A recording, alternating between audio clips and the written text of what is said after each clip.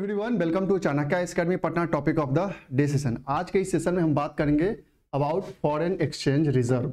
Recently जो अभी report आया है उसके अकॉर्डिंग इंडिया के फॉरेन एक्सचेंज रिजर्व में काफ़ी हाई जंप देखने को मिला है। And according to this report वह जो जंप है वह अराउंड 10.47 बिलियन का रहा है। और इसके साथ ही इंडिया का जो फॉरेन एक्सचेंज रिजर्व रहा है वह 636.095 बिलियन पहुंच गया है, जो कि अभी तक all time high foreign exchange reserve है। ये आज के सेशन में हम इसी के रिगार्डिंग देखेंगे कि फॉरेन एक्सचेंज रिजर्व होता क्या है, कौन कौन से ऐसे मेजर कंपोजिशन है जो इसको कॉन्स्टिट्यूट करते हैं, क्या इसका मेजर सिग्निफिकेंस है इंडिया के लिए, और कौन कौन से ऐसे फैक्टर है जो फॉरेन एक्सचेंज रिजर्व को अफेक्ट करते हैं।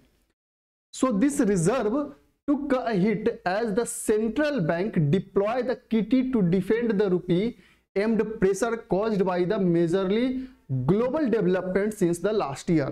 और यह जो बेसिकली रिजर्व है जो इतना हाई हुआ है वो कहीं ना कहीं जो इंडियन सेंट्रल बैंक है, जो आरबीआई का जो अप्रोच रहा है इन सिंस कह सकते हैं 2-3 इयर्स, जो ग्लोबल सिनेरियो रहा है जो काफी डिसरप्ट चल रहा है, उसके बावजूद भी जो इंडिया में एफडीआई का फ्लो रहा है, जो एफपीआई का फ्लो रहा है, जो इंपोर्ट को सब्स्टिट्यूट किया जा रहा है, उन सब कारणों से इंडिया का जो फॉरेन एक्सचेंज रिजर्व रहा है वह काफी हाई रहा है। और यह ऑल टाइम हाई रहा है। अभी तक का जो फॉरेन एक्सचेंज ग्राफ रहा है इंडिया का इस बार काफी हाई जा रहा है। अब हम बात करते हैं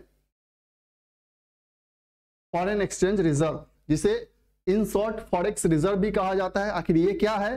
तो दिस फॉरेन एक्सचेंज रिजर्व और से the forex reserve are the asset such as foreign currencies, gold reserves, treasury bills etc retained by a central bank or other monetary authority. कि फॉरेन एक्सचेंज रिजर्व एक ऐसा asset है, एक ऐसा reserve है जो कि अलग अलग डिनोमिनेशन में हो सकते हैं। फॉरेन करेंसी के रूप में हो सकता है, गोल्ड एसेट के रूप में हो सकता है, ट्रेजरी बिल के रूप में हो सकता है, जो कि उस किसी भी कंट्री का सेंट्रल बैंक या कोई जो मेजर मॉनेटरी अथॉरिटी है उसके द्वारा हैंडल किया जाता है। In case of India this is the RBI is the custodian of foreign exchange reserve.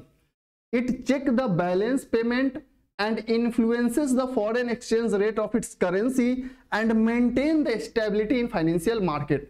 So basically जो foreign exchange reserve है वह किसी भी कंट्री का जो बैलेंस ऑफ पेमेंट है उसको चेक करता है, इन्फ्लुएंस करता है उसके फॉरेन एक्सचेंज रेट को, जो उसका जो करेंसी है, उसका जो वैल्यू है with respect to foreign currencies, उसको वह कंट्रोल करता है and maintain the stability in financial market, और फाइनेंशियल मार्केट में उसकी करेंसी की वैल्यू को मेंटेन करता है।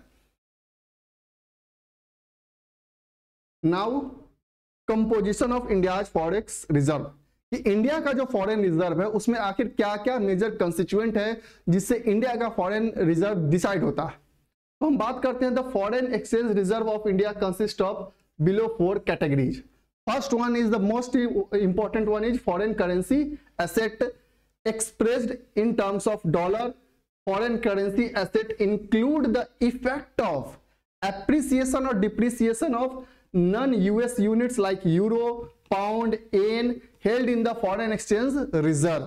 कि पहला जो constituent है, जो major important foreign exchange reserve है वह फॉरेन करेंसीज हैं, वो जो डॉलर के टर्म में एक्सप्रेस किए जाते हैं, वो फर्स्ट मेजर कंस्टिट्यूएंट है इंडिया के फॉरेक्स रिजर्व का।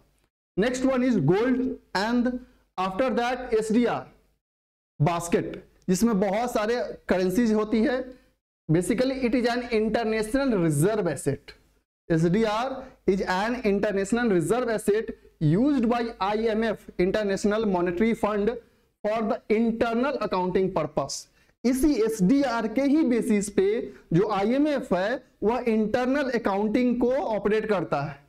Also known as paper gold. इसी एसडीआर को पेपर गोल्ड के नाम से भी जाना जाता है। कारण क्या है? The value of SDR is based on the basket of 5 currencies. जो एसडीआर का वैल्यू है वो 5 करेंसीज के बेसिस पे डिसाइड होता है, और इन 5 करेंसीज को भी इंडिया जो है वह एसडीआर बास्केट में रिजर्व रखता है। कौन कौन से वो मेजर करेंसीज है? तो यूएस डॉलर है, यूरो है, चाइनीज रनबी भी है, और जापानीज येन है, और ब्रिटिश पाउंड स्टर्लिंग है। तो ये 5 मेजर ऐसे करेंसीज है जो इस एसडीआर बास्केट में रहते हैं और इसको ही कंपोजिशन जो है इंडिया मेंटेन करता है। तो एसडीआर बास्केट के रूप में भी फॉरेन एक्सचेंज रिजर्व रहता है, साथ ही साथ reserve with international monetary fund, और जो आईएमएफ के साथ जो रिजर्व रहता है वो भी फॉरेन एक्सचेंज रिजर्व का पार्ट है, जिसे हम लोग शॉर्ट में रिजर्व ट्रांच पोजीशन भी कहते हैं।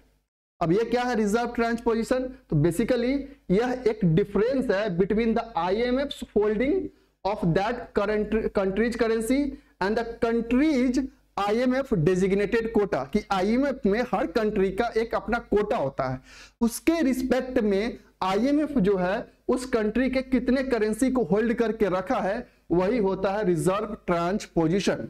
और ये 4 मेजर ऐसे कैटेगरीज है जो इंडिया के फॉरेन एक्सचेंज रिजर्व को डिटरमाइंड करते हैं। Role of foreign exchange reserve, क्या इसका मेजर रोल है? This foreign exchange reserve ensures that RBI has backup fund if their national currency rapidly devaluates or becomes altogether insolvent।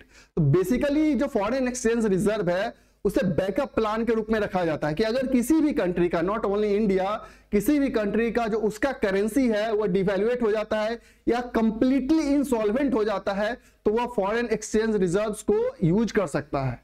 If the value of the rupee decreases due to increase in demand of the foreign currency, then in that case RBI sells the dollar in the Indian money market so that depreciation of Indian currency can be checked।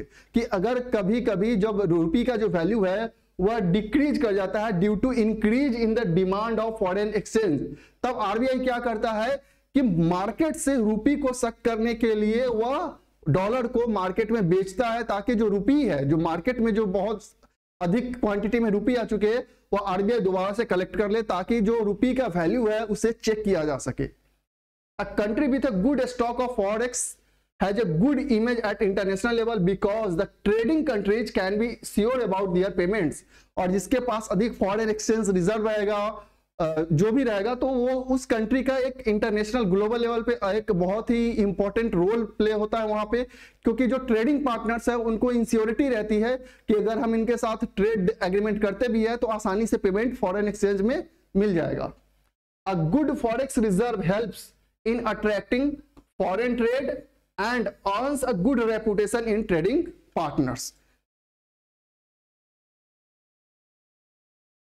अब factors affecting forex reserve, कि कौन कौन से factors है इस forex reserve को affect करते हैं? तो FPI inflow, foreign portfolio inflow, अगर यह बहुत अधिक इंक्रीज करता है, greater FPI inflows increases the forex reserve. Dip in crude oil prices, कि अगर क्रूड ऑयल प्राइसेस का जो दाम है, जो कॉस्ट है, उसमें गिरावट आता है तो फिर अगेन फॉरेन एक्सचेंज रिजर्व बढ़ेगा, क्योंकि हमें जो हम क्रूड ऑयल परचेज करते हैं उसको हम डॉलर्स में या फिर फॉरेन करेंसीज में ही पे करते हैं। तो जितना क्रूड ऑयल का जो कह सकते हैं कॉस्ट है वो गिरावट आएगा, उतना अधिक फॉरेन एक्सचेंज रिजर्व बचेगा। Since India is an oil importing currency, deep in crude oil prices increases the forex reserve. Import savings, reduction in import increases the foreign exchange reserve, कि अगर हम इंपोर्ट करते हैं तो पे किस में करेंगे? फॉरेन करेंसी में करेंगे। तो अगर इंपोर्ट में डिक्रीमेंट आता है, इंपोर्ट डिक्रीज करता है, तो अगेन फॉरेन एक्सचेंज रिजर्व बचेगा, मतलब उसमें इंक्रीमेंट आएगी। FDI inflow, greater FDI foreign direct investment अगर बहुत अधिक आता है तो अगेन फॉरेक्स रिजर्व जो है वो बढ़ेगा। And dip in gold import, कि इंडिया जो है एक मेजर कंट्री है जो गोल्ड को इंपोर्ट करता है, तो अगर गोल्ड के इंपोर्ट में गिरावट आती है तो अगेन जो इंडिया का जो फॉरेन रिजर्व है वो बढ़ेगा। Gold is a big import component for India, dip in gold import increases the forex reserve.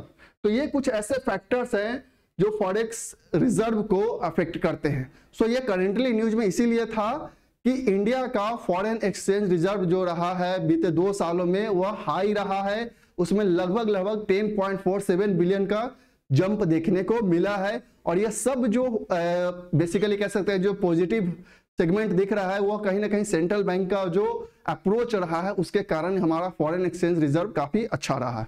तो that's all for today, thank you.